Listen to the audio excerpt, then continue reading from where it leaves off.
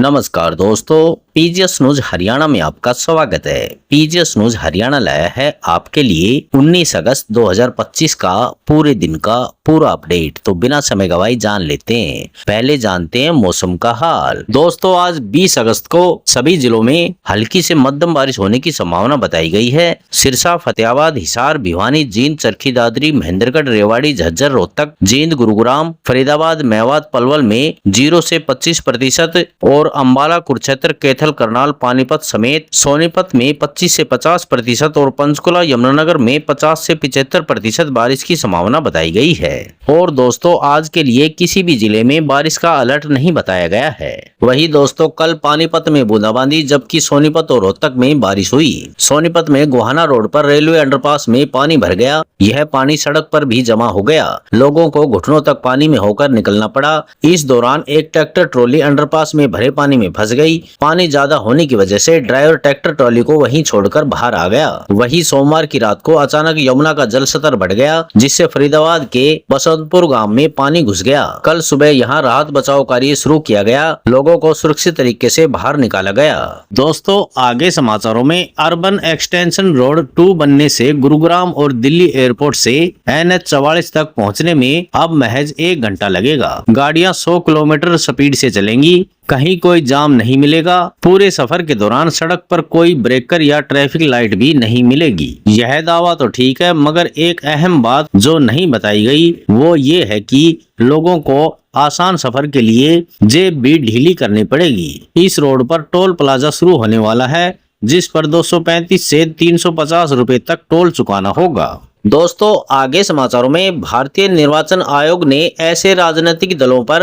सख्ती शुरू कर दी है जिन्होंने पिछले 10 सालों से कोई चुनाव नहीं लड़ा है। लोक प्रतिनिधित्व अधिनियम 1961 के तहत इन दलों को अपनी स्थिति स्पष्ट करने और जरूरी कागजात जमा करने के लिए कहा गया है। हरियाणा में ऐसे 15 राजनीतिक दलों की सूची जारी की गई है। आयोग ने सभी को सुनवाई का मौका देते हुए अलग अलग तारीख और समय तय किया है। दोस्तों, आगे समाचारों में हरियाणा सरकार ने वित्तीय अनियमितताओं पर सख्ती दिखाई है। सेवानिवृत्ति से पहले कर्मचारियों को GPF एडवांस नहीं मिलेगा। अंतिम भुगतान से जुड़े प्रपत्रों में अग्रिम निकासी की जानकारी अनिवार्य कर दी गई है। सरकार ने PF प्रपत्रों में सही जानकारी भरने और ऑनलाइन प्रणाली में सुधार करने के निर्देश दिए हैं, ताकि भुगतान में गड़बड़ी और वित्तीय नुकसान से बचा जा सके।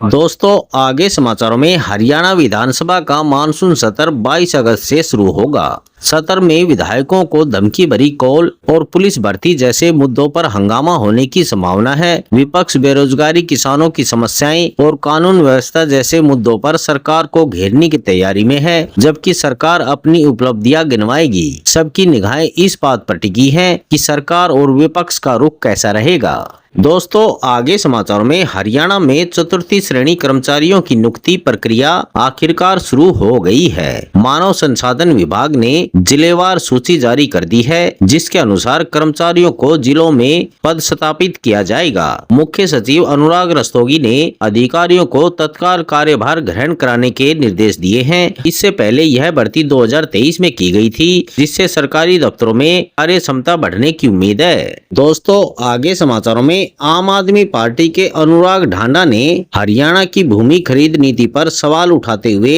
इसे किसान विरोधी बताया है। उन्होंने आरोप लगाया कि सरकार 35,000 एकड़ उपजाऊ जमीन किसानों से छीनना चाहती है। नई नीति के तहत छोटे किसानों को दलालों के माध्यम से जमीन बेचने पर मजबूर किया जाएगा, जिससे भाजपा नेताओं को फायदा होगा। डांडा ने सरकार से लैंड रिकॉर्ड सार्वजनिक करने की मांग की है। दोस्तों, आगे समाचारों में केंद्र सरकार के राष्ट्रीय खाद्य तेल तिलहन मिशन में हरियाणा सरकार भी शामिल हो गई है। राज्य में सरसों और सूरजमुखी के उत्पादन को बढ़ाने पर ध्यान केंद्रित किया जाएगा। इस मिशन की कमान मुख्य सचिव संभालेंगे। सरकार ने राज्य और जिला स्तर पर कमेटियां गठित की गई हैं। हरियाणा के 7 जिलों में तिलहन की खेती को बढ़ावा देने के लिए विशेष अभियान चलाया जाएगा।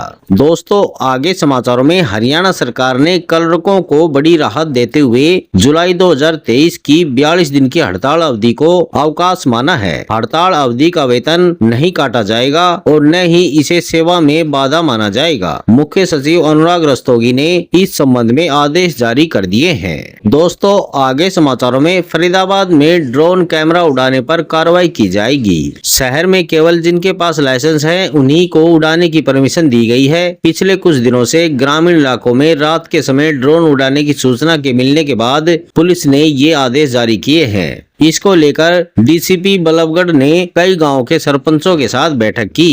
दोस्तों, आगे समाचारों में भारतीय रेलवे टूरिज्म को बढ़ावा देने के लिए देखो अपना देश के तहत भारत गौरव ट्रेन से 4 ज्योतिर्लिंग के दर्शन कराने जा रही है। यह पर्यटन ट्रेन 25 अक्टूबर 2025 को अमृतसर से चलेगी, जो Jalandhar city, Ludhiana, Chandigarh, Ambala cantt, Kurukshetra, Karnal, Panipat, Sonipat, Delhi cantt तथा रेवाड़ी पर तीर्थ यात्रियों को सवार होने के लिए रुकेगी। दोस्तों, आगे समाचारों में गुरुग्राम के सेक्टर 5 में स्थित मणकपुरम गोल्डन लोन कंपनी की ब्रांच में शनिवार को हुई डकैती के मामले में पुलिस ने 3 बदमाशों को गिरफ्तार किया है। इस डकैती में 8 से 9 लोगों के 2 गिरोह ने मिलकर 8 किलो 540 ग्राम और 8,56,000 रुपए नगद लूट लिए थे। लूटे गए सोने की कीमत 9 करोड़ होने का अनुमान है। दोस्तों, आज समाचारों में बस इतना ही। कल मिलते हैं और नई खबरों के साथ। तब तक के लिए नमस्कार।